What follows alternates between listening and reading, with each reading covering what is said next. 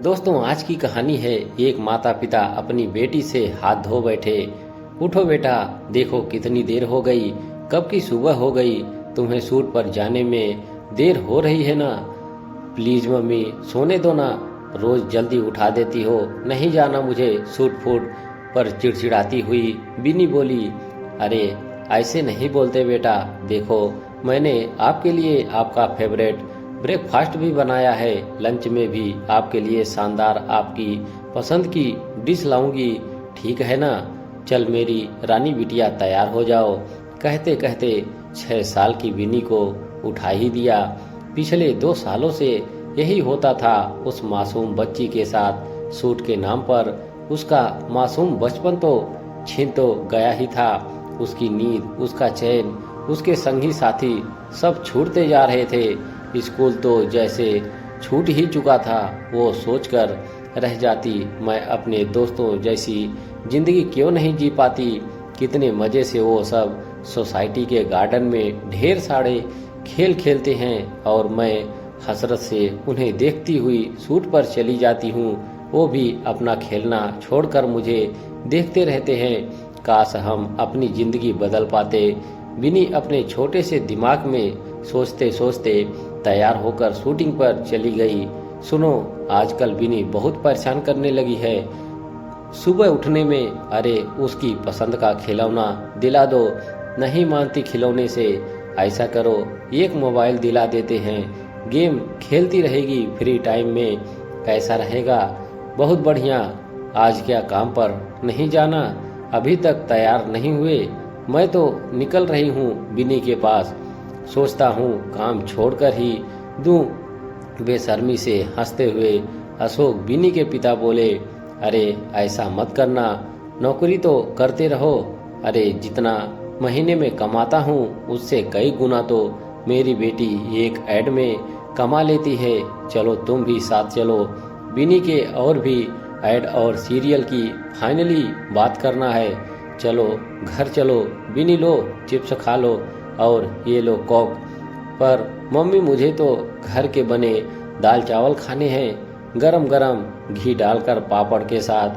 पता नहीं कब से नहीं खाए मम्मी। मुझे यूनिट में बना खाना बिल्कुल अच्छा नहीं लगता। कितनी मिर्ची रहती है उसमें, मैं खा भी नहीं पाती। मुझे भूख लगती रहती है। अरे बेटा, आज तो मैं थक गई। कुक भी आज छुट्टी पर है। आज तो पिज्जा ऑर्डर कर देती हूँ, कल देखेंगे। आप बना देना ना, सबकी मम्मी तो खुद ही खाना बनाती हैं। विनी बहुत बोलने लगी हो। बिल्कुल चुप रहो। डांट खाकर विनी सहम गई। फिर उसे कुछ याद आया और वो बोली, पता है मम्मी, कल रितु का हैप्पी बर्थडे है, शाम 5 बजे पार्टी है। मैं भी जाऊंगी पार्टी में। आप मुझे रेड वाली ड्रेस पहनाना। Okay mummy. कोई पार्टी में नहीं जाना, कल न्यू ईयर का शूट है, हमें वहां जाना है। अब बक बक मत करो, चलो उतरो। घर आ गया। वक्त गुजरता गया, कोई अंतर नहीं। बस विनी आज 18 बरस की हो गई। ऊपर से किसी अप्सरा की तरह खूबसूरत, पर अंदर से पूरी तरह खोखली। जीवन जैसे मशीन की तरह चलता जा रहा है। मशीन थकती नहीं, पर विनी मशीन नहीं, जीती जागती एक प्यारी सी लड़की है जिसे अब सब कुछ समझ में आने लगा है।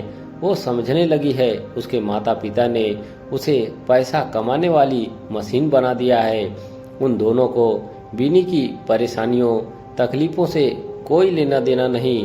पैसा बस पैसा, इसके अलावा और कुछ नहीं दिखता उन्हें। अब वो सूट पर अकेली आती जाती है। रास्ते में गणपति का मंदिर देख गाड़ी रुकवाई। मंदिर में जाकर भगवान के सामने खड़ी हो गई, हाथ जोड़े, आंखें बंद की और ईश्वर से प्रार्थना की, हे भगवान, ये कैसी जिंदगी दी आपने मुझे, मैं थक चुकी हूँ। ईश्वर, ये जिंदगी जीते जीते मेरे पालक ही मेरे भक्षक बन बैठे हैं। आखिर ये अन्याय मेरे साथ क्यों हो रहा है? पूरा बचपन मेरा तरसते तरसते बीता। संगी साथियों के लिए कितना तड़पी, कितना तरसी मैं। क्यों मेरे माता पिता मेरी भावनाओं को नहीं समझते? कब तक मेरे साथ ये सब होता रहेगा? भावुकता से रो पड़ी विनी। खुद अपने आंसू पोंछे और स्टूडियो की तरफ चली गई। अभिनय और खूबसूरती की मिसाल थी बिनी। अब तो उसे नायिका के रोल मिलते थे। अपने भविष्य का फैसला खुद ही लेने का फैसला किया। अपनी मर्जी के अनुसार जीवन जीना आरंभ किया। माता पिता से अलग अपना आशियाना बनाया। स्कूल का साथी अभय, जिसने पग पग पर सदा उसका साथ दिया, उसे अपना हमसफर चुना। माता पिता कमाऊ बेटी से हाथ धो बैठे। इकलौती संतान को भी अपने से दूर कर दिया। दोस्तों, माना पैसा जरूरी है जीवन के लिए, पर अपने बच्चों का बचपना, उसकी खुशी तो दांव पर मत लगाइए। ऐसा ना हो पैसे की हवस आपको अपने बच्चों से सदा के लिए अलग कर दे। दोस्तों, इस कहानी से आप सभी की क्या क्या राय है कमेंट बॉक्स में जरूर लिखें। हमारे चैनल से जुड़े रहने के लिए आप सभी का धन्यवाद।